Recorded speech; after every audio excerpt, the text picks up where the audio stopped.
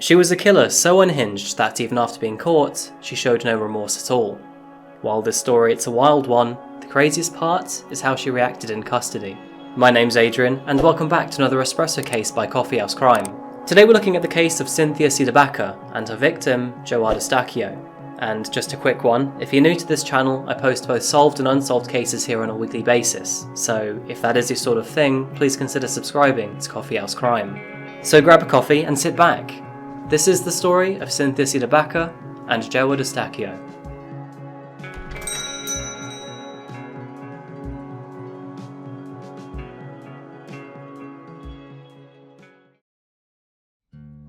Our espresso case begins in Fallbrook, California. Cynthia K. Cdebaca was born on February the 11th, 1951. She was a mother to one daughter, and her name was Laura Cdebaca. Laura Cdebaca was your average happy-go-lucky girl while growing up. She was a family kind of girl, stayed out of trouble, and she was profoundly into music. Growing up and into adulthood, she would meet a man, and his name was Geoward Estaquio. The two would hit it off, and in 2001 they would marry. At the time, Geoward was 40 years old. He was a real estate agent working in Fallbrook, while also being a military reservist for the United States Armed Forces. He would continue to hold these roles moving forward through the years, and he also had two older children from a previous marriage. Geoward was a well-off man, and with Laura also being an estate agent, the two grew more financially comfortable as they grew together. The married couple lived together in a quaintly comfortable street called Braemar Terrace, in Fallbrook, California.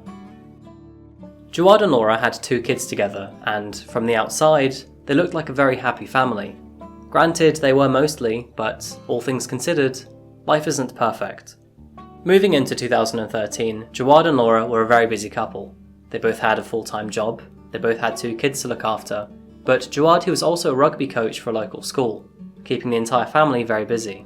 And to add to responsibilities was Laura's mother, Cynthia. Several years prior, Cynthia had suffered a stroke, and moving forward, Cynthia would live with the Estaquio family in what they called the granny flat, an apartment over the garage of the family's home. The place was comfortable, nice even, and all things considered, Geoward took Cynthia under his wing. However, there was tension between the two. Geoward was a loving father and husband, but maybe it was the military mindset in him, he was a man set in his ways. He was known as the strict rugby coach at his club, and his kids often described it being hard to reach his expectations. His older sons described Geoward at the time as having an alpha personality. He was hard on his children because he wanted them to do good. And while this was brushed off by most, it didn't fly with Cynthia. Cynthia, she was a loopy loving grandma, the entire opposite of Geoward's personality. The two would argue from almost everything to anything, ranging from politics to how to raise the kids. And there were also red flags with how Geoward would treat his wife and mother-in-law. It was alleged that in November 2013, Cynthia had made the decision to stay at their home permanently, after seeing bruises on her daughter's arm that she would claim, or at least believe, had been made by Geoward. I mean, sure, there were good moments between Cynthia and Geoward, but from early 2001 all the way through to 2014, the two would continuously get on each other's nerves. Little did they know, though, that hostility towards one another was soon about to abruptly burst. The day was February the 11th, 2014. It was a Tuesday, and it was also Cynthia's birthday. The weather in Fallbrook was delightfully sunny, the morning's air fresh but distinctively warm. Geoward was setting up chores for the day, while also getting ready to attend his daughter's spelling bee contest later that morning. However, it was just after 8 AM when neighbours around the Estaquio residence would call 911.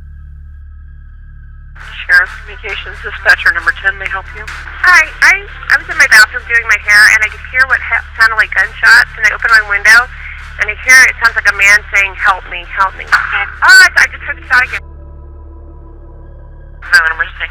Yeah, there was some gunshots fired, about 5 of them behind my house, and now I can hear someone yelling, "Help me." Oh, another gunshot. Another shot. I hear it. Another one. 3 more, okay. The 911 calls would lead police to Braemar Terrace, and then to the Estaquio family home. When they arrived, there they would find Geoward. He had been shot, 12 times. Detectives soon discovered through the crime scene that Geoward had been attacked while he was carrying out some laundry. He had initially been shot 5 times. There seemed to be a pause to the attack though, because police, they would find a bloody trail leading from the garden to the kitchen. Geoward had managed to crawl there before locking the door. But unfortunately, his attacker had then fired the gun through the glass and shot him as he crawled even further away. Glass and debris just outside the door were discovered. Police would contact the family to deliver the devastating news, and devastated they were. They were able to get hold of almost everyone. That is, everyone except Cynthia. Through her hysteria and tears, Laura wasn't sure where Cynthia was, but she was able to give police a rough idea of where she could be. Police would then search for Cynthia and find her several hours later at 3 p.m. They found her in her favourite coffee shop. They took her down to the local police station for questioning, and this is where the story becomes insane. What did you think of him? And why do you say that? That's the big thumbs down. You didn't like him. So mean to me and all of them. He's mean to everybody? Yes, he is. Anybody try to stop him? Can't stop him. It sounds like somebody had to stop him, or... I did. I was guilty. Somebody had to stop him. I did. Okay, it's okay. Is he dead? You tell me. Gotta be dead. You think he's dead? I hope so. It turns out that, on the morning of Geoward's fateful day, Cynthia too was planning on going to her granddaughter's spelling bee contest. When she arrived downstairs that morning though, and she saw Geoward, they got into another argument.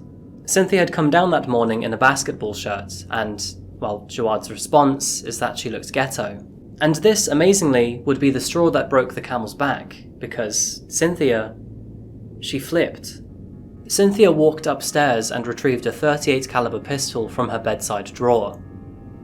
She then returned downstairs to Geoward. He was outside working on the laundry, his back turned to her. And, without him even aware of what was going on, she opened fire on him. That wasn't enough for Cynthia though. She would hobble over to her car to reload her pistol, before returning to the kitchen area to deliver 5 more shots. She would then go back to her car a second time and reload a second time before returning for another 5 rounds. But Cynthia's confession wasn't done yet. No, it would get worse. Did he say anything to you? Oh, Grandma, I love you. No. He said that to you? Yeah. After you shot him, he said, Grandma, I love you? Yeah. God damn. Did you check to see if he was dead? I didn't care. Is he alive? He's not? Oh, good. Oh, thank you. Cynthia would then leave Geoward dying on the floor. She would return to her car, get in the driver's seat, and drive away. So where would you go and what would you do if you just shot someone? Would you temporarily run away, hand yourself in, flee the country? Cynthia, she went to Denny's for food. And then after that, she would then go to Pechenga, a resort casino northeast from Fallbrook, and gamble for over 2 hours. She would then go out to one of her favourite cafes for coffee, which is where police would eventually find her. For the record, Cynthia, you're not welcome at my coffee house. Sorry. Cynthia was taken into custody with the charge of first-degree murder. It would take 3 years though, until February 2017, for her to stand on trial.